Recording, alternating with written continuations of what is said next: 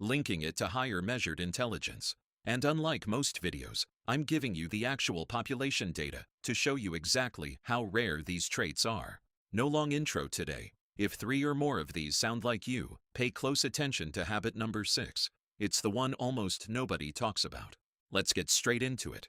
Habit 1. You'd rather spend the evening with one close friend or completely alone than at a big party. A 2016 study by Norman Lee and Satoshi Kanazawa found that people with higher intelligence reported lower life satisfaction the more they socialized in large groups, the exact reverse of the typical pattern. The fact: true introverts make up only about a third of the population. If this is you, you're already outside the majority. Habit 2.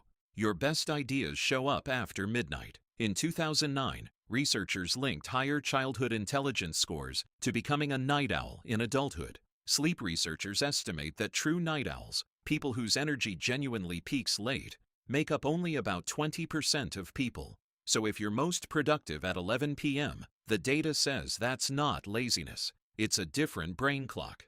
Habit 3. Your space turns into chaos exactly when you're deep in a project. A 2013 study found that people working in messy rooms generated measurably more creative, novel ideas than those in tidy spaces.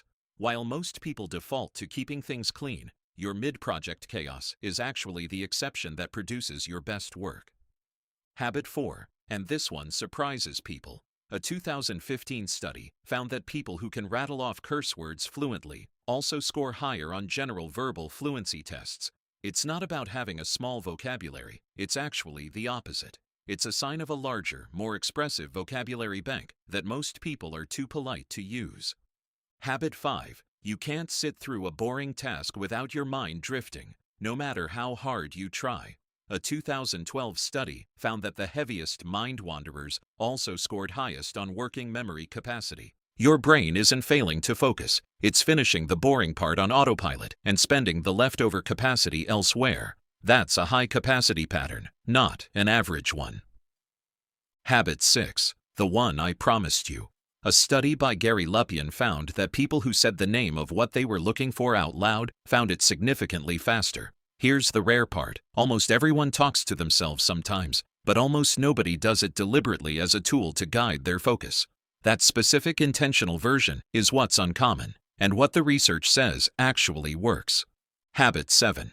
You actually finish novels, not just self-help books. A study published in Science found that reading literary fiction measurably improves your ability to read other people's emotions and intentions. National surveys show well under half of adults read a novel in a given year. If you're a fiction reader, you're quietly training a type of social intelligence most people never touch. So, 7 habits, all backed by data, not just a vibe.